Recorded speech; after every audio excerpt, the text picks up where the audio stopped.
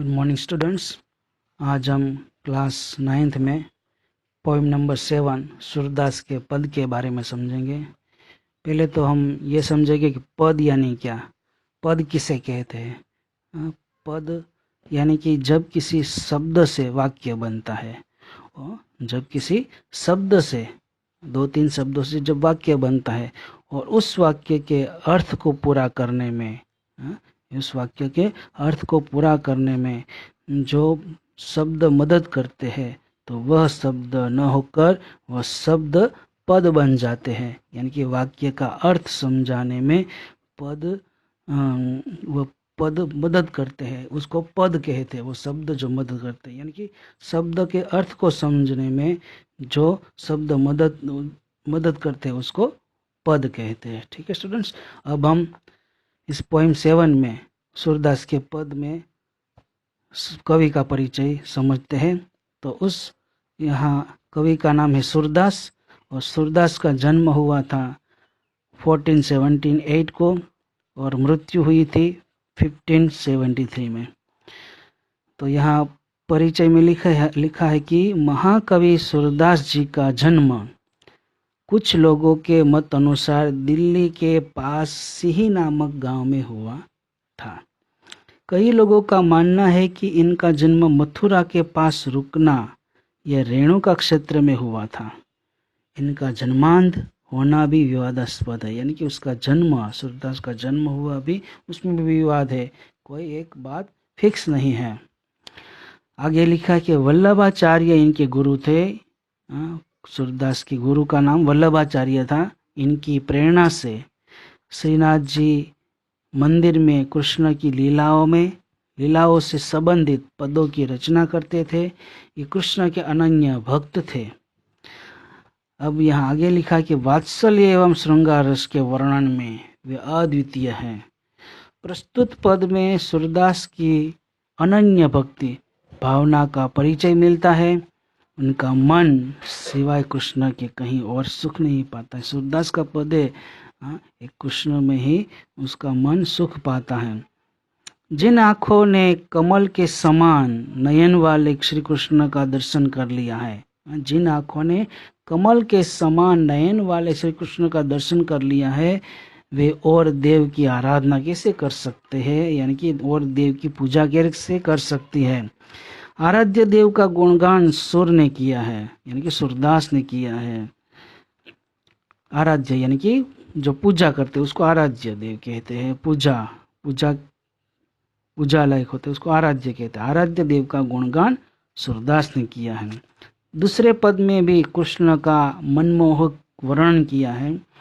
बाल कृष्ण की चेष्टाओं के माध्यम से बालक कृष्ण का मनोरम्य वर्णन किया है। बाल कृष्ण की चेष्टाओं के माध्यम से बालक कृष्ण का मनोरम्य यानी कि मन को अच्छा लगे ऐसा दर्शन वर्णन यहाँ किया है सूरदास जी ने। तो यहाँ लिखा है, आगे पद हम समझेंगे। ये सूरदास के विनय तथा भक्ति है। पहले पद में लिखा है कि मेरो मन अनंत कहाँ सुख पावे। इसका अर्थ है यहाँ सूरदास जी यहाँ कहते कि मेरा मन श्री कृष्ण के सिवाय और कहीं सुख नहीं पाता। दूसरी पंक्ति में लिखा है, जैसे उड़ी जहाज को पंछी फिर जहाज पर आवे।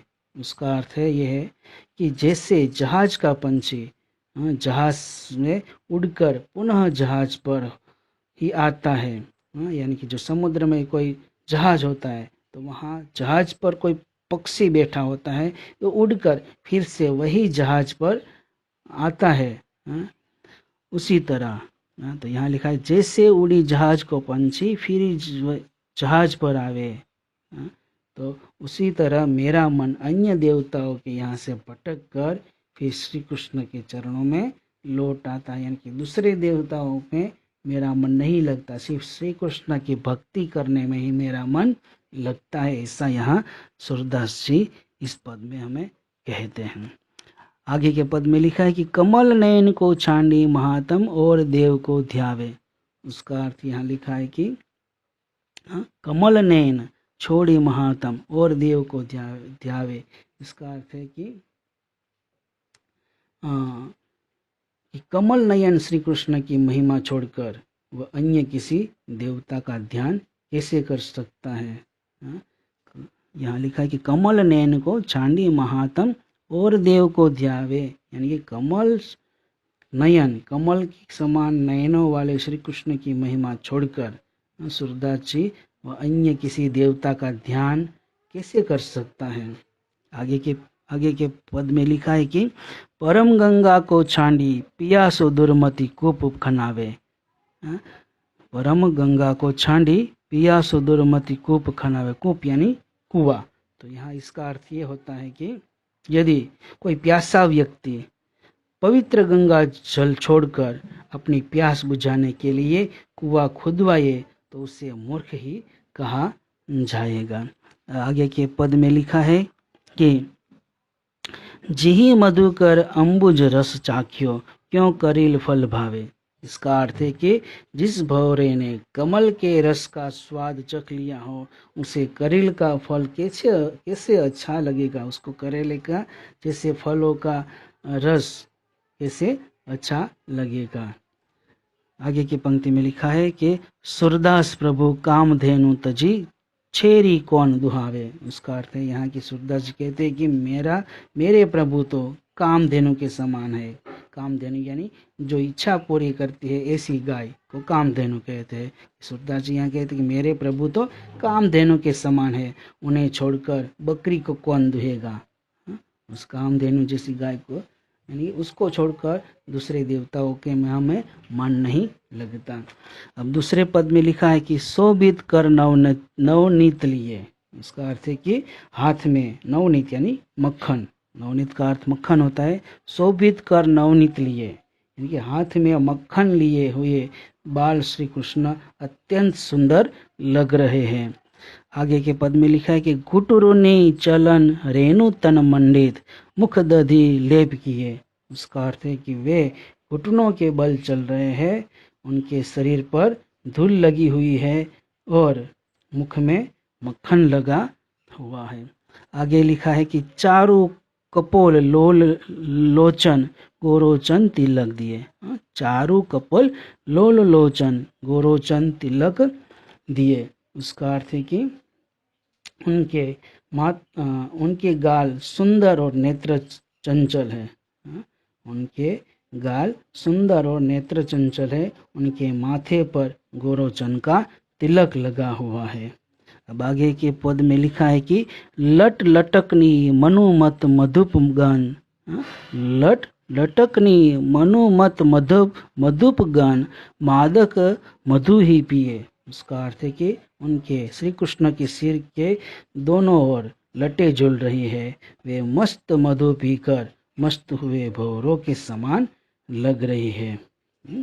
उनके श्री कृष्ण के सिर के दोनों ओर लटे झूल रही है, वे मस्त मधु पीकर, जैसे भौरा है कोई फूलों के रस पीकर और जैसे भौरा लटक रहा है जो उड़ रहा है, वैसे उसकी श्री कृष्ण के माथे की जो लटे है वो भौरों की तरह उड़ रही है।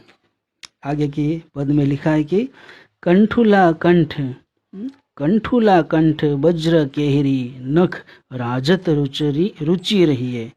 कंठुला कंठ वज्र केहरी नख राजत रुचि ही है। उसका अर्थ है यहाँ इसका अर्थ है कि गले में पहनी हुई चांदी की चौकियों बघनखा और बजर बट्टू की माला हृदय पर सुशोभित हो रही है। गले में पहनी हुई चांदी की चौकियों बघनखा और बजर बट्टू की माला हृदय पर, श्री कृष्ण के हृदय पर, श्री कृष्ण के गले में शोभती है। आगे की पंक्ति में लिखा है कि धन्य सूर एको पल यही सुख का सतकल्प जिए। धन्य सूर एको पल यही सुख का सतकल्प जिए। उसका अर्थ यहाँ सूरदास जी कहते हैं कि बाल कृष्ण की, जब श्री कृष्ण बालक थे, वो बाल कृष्ण की इस छवि को देखने का सुख एक पल के लिए भी मिल जाए तो भी जीवन धन्य हो जाए, फिर 100 कल्प तक जीने का कोई अर्थ नहीं। ठीक है स्टूडेंट्स, तो यहाँ आपका ये कविता 7 सूरदास के पद पूरे होते हैं।